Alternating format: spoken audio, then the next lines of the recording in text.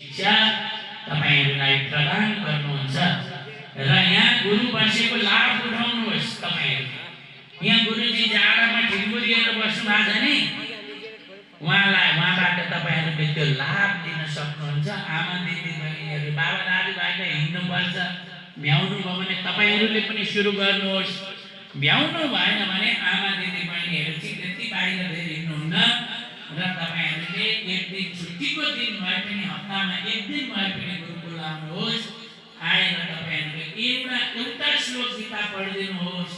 अर्को चोटि म आउँदा नि म त्यसो गर्नु भने हर साल तपाईहरुसँग यसो गफ गर्न आउँछु नि, गुरुजीहरुले बोलाइहाल्नुहुन्छ अनि आउँछु र सुन्छु, म अरू केही पनि गर्दिनँ।